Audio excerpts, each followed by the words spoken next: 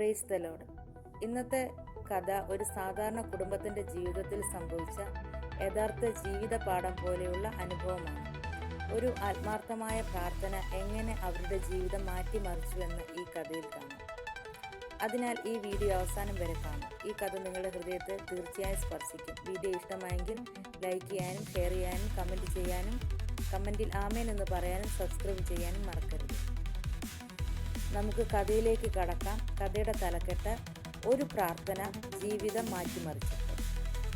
കേരളത്തിലെ ഒരു ചെറിയ ഗ്രാമത്തിൽ തോമസും ഭാര്യ മറിയവും അവരുടെ ഏക മകൻ ജോയലും താമസിച്ചിരുന്നു. അവർ വലിയ സമ്പന്നരല്ലായിരുന്നു. എന്നാൽ അവരുടെ വീട്ടിൽ ഒരു വലിയ സമ്പത്ത് ഉണ്ടായിരുന്നു: ദൈവവിശ്വാസം. എല്ലാ ദിവസവും രാവിലെ ജോലിക്ക് പോകുന്നതിന് മുമ്പും രാത്രി ഉറങ്ങുന്നതിന് മുമ്പും അവർ ഒരുമിച്ച് ബൈബിൾ വായിക്കുകയും പ്രാർത്ഥിക്കുകയും ചെയ്യുമായിരുന്നു. ആ ചെറിയ കുടുംബത്തിൽ സമാധാനവും സന്തോഷവും നിറഞ്ഞിരുന്നു. പക്ഷേ കാലം മാറി. തോമസിന് ജോലിയിൽ വലിയ സാമ്പത്തിക ബുദ്ധിമുട്ടുകൾ നേരിടേണ്ടി വന്നു. കടങ്ങൾ വർദ്ധിച്ചു. വീട്ടുചെലവുകൾ താങ്ങാനാകാതെ വന്നു. അതോടെ അദ്ദേഹം വിഷമത്തിലായി. പ്രാർത്ഥിക്കാൻ സമയമില്ലെന്ന് പറഞ്ഞ് പതിയെ ദൈവത്തിൽ നിന്ന് അകന്നു. തോമസിന്റെ ഭാര്യ മറിയം പലവട്ടം പറഞ്ഞു, നമ്മൾ പ്രാർത്ഥന നിർത്തരുത്, ദൈവം വഴി തുറക്കും. എന്നാൽ തോമസ് അതൊന്നും കേട്ടില്ല. വീട്ടിൽ വഴക്കുകൾ കൂടി. സന്തോഷം നഷ്ടപ്പെട്ടു. ചെറിയ കാര്യങ്ങൾ പോലും വലിയ പ്രശ്നങ്ങളായി മാറി. ഒരു ദിവസം സ്കൂളിൽ നിന്ന് വീട്ടിലെത്തിയ ജോയലിന് ശക്തമായ പനി തുടങ്ങി. രാത്രി ആയപ്പോഴേക്കും അവന്റെ നില ഗുരുതരമായി. ഉടൻ ആശുപത്രിയിലേക്ക് കൊണ്ടുപോയി. ഡോക്ടർമാർ ചികിത്സ ആരംഭിച്ചു. എന്നാൽ അവർ പറഞ്ഞു, അടുത്ത 24 മണിക്കൂർ വളരെ പ്രധാനമാണ്. ആ വാക്കുകൾ തോമസിന്റെ ഹൃദയം തകർത്തു. ആശുപത്രിയുടെ ഒരു മൂലയിലിരുന്ന് അദ്ദേഹം കരഞ്ഞു.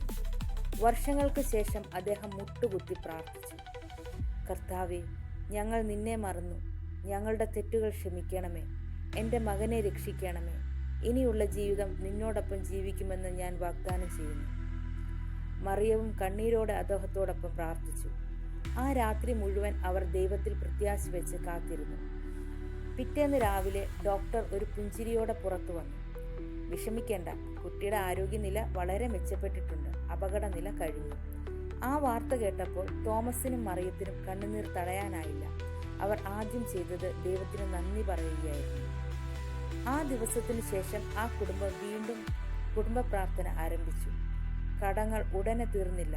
ജീവിത പ്രശ്നങ്ങളും ഒരു ദിവസം കൊണ്ട് മാറിയില്ല. പക്ഷേ അവരുടെ ഹൃദയത്തിൽ സമാധാനം തിരികെ വന്നു. ദൈവത്തിലുള്ള വിശ്വാസം അവരെ ഓരോ ദിവസവും ശക്തരാക്കി.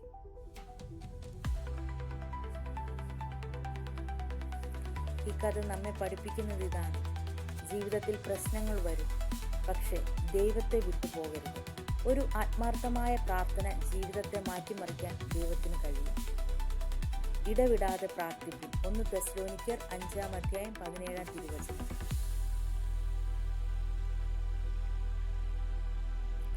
ഈ കഥ നിങ്ങളെ സ്പർശിച്ചെങ്കിൽ വീഡിയോ ലൈക്ക് ചെയ്യാനും ഷെയർ ചെയ്യാനും മറക്കരുത്. ഇതുപോലുള്ള കൂടുതൽ ക്രിസ്തീയ കഥകളും ബൈബിൾ സന്ദേശങ്ങളും ലഭിക്കാൻ ഞങ്ങളുടെ ചാനൽ സബ്സ്ക്രൈബ് ചെയ്ത് ബെല്ലൈക്കൺ അമർത്തൂ. ദൈവം നിങ്ങളെയും നിങ്ങളുടെ കുടുംബത്തെയും സമൃദ്ധിയായി അനുഗ്രഹിക്കട്ടെ.